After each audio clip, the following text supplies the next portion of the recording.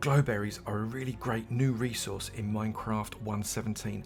I'm going to give you a glowberry farm that will naturally produce you glowberries, increase the number you get from the glowberry growth, and also allow you to go about your business, not having to AFK at the farm. Don't you go anywhere. Hello everyone and welcome to another episode from me, Avomance, in my Minecraft 1.17 farm tutorial series. Today, we are adapting a farm that we did fairly recently, so as it farms something different. I made you this Dripstone farm, and the link for this farm is in the description below. But we can use the basic structure of this farm to turn it into something else that is actually really rare in Minecraft 1.17 before the update comes in the new year. And that resource is glowberries. Now, until the 1.18 update brings us the lush caves, these are actually really difficult to come by because they don't grow naturally in your world. However, you can find them, because they will appear as rare chest items, say 3 in this one, that's a pretty good find, within mine shafts around your world, but they are not common at all. So as a result, you really want to make sure when you do find them, you can farm them up as fast as possible so you've got a massive supply. When glowberries grow naturally, you get like this curtain of vine, and it just looks brilliant for building, and only very rarely will they yield you these glowberries. You can see these 9 vines grew quite deep really, and they only gave us 2 glowberries on the entire curtain of those vines. So we need to improve that, and you can do that by hitting them with bone meal. If you put bone meal on a glowberry vine, you can see you get glowberries coming on every place you hit them with bone meal. So we're going to use this mechanism in our farm to increase our yield. And we want this thing to be completely AFK so we can go about our business and get loads of glowberries when we come back. Let's crack on with it. To make this farm, you're going to need the items in this chest. Pause the video, take a screenshot. That is what you're going to require for the version that I make in the video. If you make a larger version, obviously you need to expand the blocks accordingly. We need a footprint for the smallest version of this farm that is 13 along and 5 down. However, you can expand this farm out so it is 4 times this size. The farm is also going to be 5.5 blocks high. Although you don't even have to have it 13 across, you could have it like 7 across if you wanted to. Obviously, the bigger it is, the more glowberries you are going to get out of it every hour. Facing the front of your farm, come to the far right corner. In the front corner, go 1, 2, 3 in, take out that block, and then take out another block. Click a double chest into there so you can see it is down like that. Take out the block behind it, 2 deep, and place it in a hopper like that, facing into the chest. Really important that you face that into the chest. And then take out all of these blue blocks here. There should be 8 of them, and place a bucket of water right there. That should flow all the way to the hopper, but not over the hopper. I've replaced most of the wool in this build here with deep slate bricks because I think it just looks nice that the wool was only there to guide you as a template. Come around the back and facing your original source block here, place an observer with the redstone bum facing backwards and the face facing forwards over that water. Place another 7 in a row, so you've got a row of 8. You should find the last one stops on that part of the water right there and doesn't come over that hopper. Behind that, I want you to put a row of redstone all the way along, like that, and then an extra redstone dot exactly there. Then come around the front and get yourself a dispenser and place a dispenser with the face facing in exactly the same way as the observer. Redstone face there, dispenser face there, redstone bum coming out behind. That way when one of these observers sees something, it lets out a redstone fart, and that is going to light up this redstone line. We're going to build the back wall now, so place one of your structural blocks, whatever it is you want your back wall to be made out of, along there like that. We're then going to get ourselves an observer, and we're going to face it downwards on that redstone. If you jump, it'll allow you to do that. The redstone bum again should be facing upwards like that. We're then going to place off the back of that observer some more of our structural blocks. Now you can place them on the back of the dispenser, but you must place shift click, otherwise you'll end up opening up the dispenser.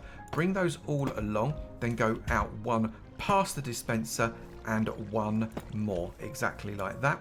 We're going to place some redstone dust on there, and then we're going to run redstone dust all the way along until the end here. This is the top dispenser. We're going to leave a gap, and then we're going to put another dot of redstone dust. In this gap, we're going to place a redstone repeater.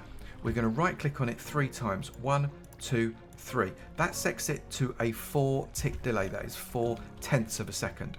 Now on top of these dispensers, and you will need to shift click this time at least for the first one, place another one of your structural blocks. I'm going to place those all along. Once you've got the first one on, you can just place them against the block, and then we're going to get ourselves our piston.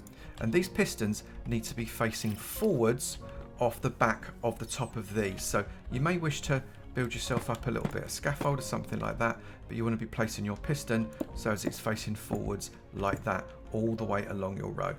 And on the back of all of your pistons, place another one of your structural blocks exactly like that. Now at this point, you can build up your back wall again so as it is the level of your current structural blocks all along here. And then we can start building the next part of this, because we need to be able to fire these pistons, but with a delay.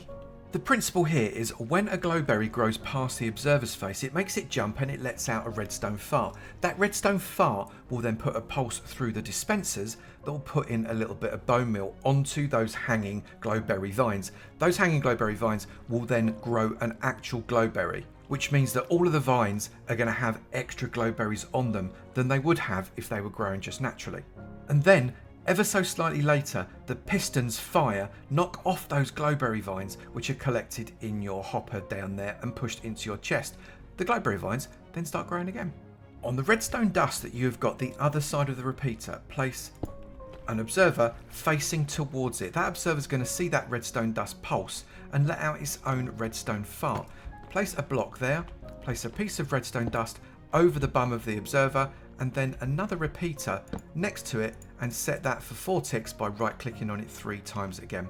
Then run redstone dust 8 bits all the way along the back of these pistons, and that means that we'll have another 4 tick delay before these pistons fire. A total of 8 ticks between the dispensers firing and these pistons firing, which is plenty of time for the glowberries to be able to grow. Now most of the rest of the farm is structure.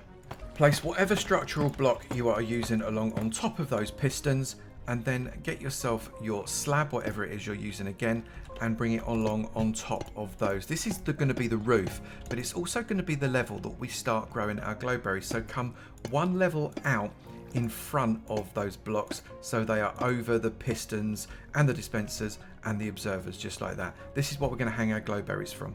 Jump back down to the floor. You can see you've got your ledge going across there. We're going to put something on that in a moment. Shift click a trapdoor right there on top of that back part of the chest. Flap that trapdoor up, and that just locks in that as being an enclosed space. We can then start to build ourselves our outer walls. I like to use glass for the front because it just means that you can see what's going on. But on top of that first row of glass, we're going to need to put some trapdoors because we need to be able to access those dispensers. This is where we're going to put the bone meal, and if these trapdoors weren't there, then we wouldn't be able to get into them to refill them. I'm now going to build up the outside of my farm with my structural blocks. I'm only going to go as high as the pistons in the front, but all the way around the rest of it, I'm going to build it up to the roof. However, don't forget to put a little bit of light inside. Light up your redstone circuits. You'll be glad you did, because it will stop any lag, especially if you are on a server. We've got the structure of our farm there. It's a bit ugly. We're going to jazz it up in a minute, but just to make it functional, we only need to do 2 more things.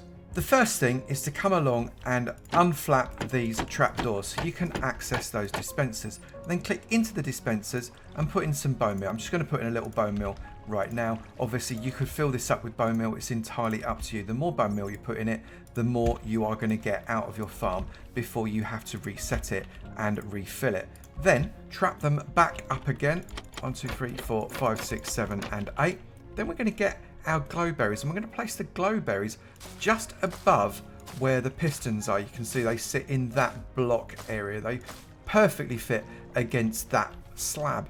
And then we're going to place our row of glass all the way along like that. That is one completely finished and functional farm. However, you do need to wait for the glowberries to start to grow down. They're not the fastest growing plant in the world, but they do grow down. Every now and again, you'll get the glowberry on there naturally, but we're going to make sure we increase that by getting glowberries all over the place. And while I'm waiting for these glowberries to grow, I'm going to fancy this up a little bit so as it fits into my world. I do hate it when our farms look boring.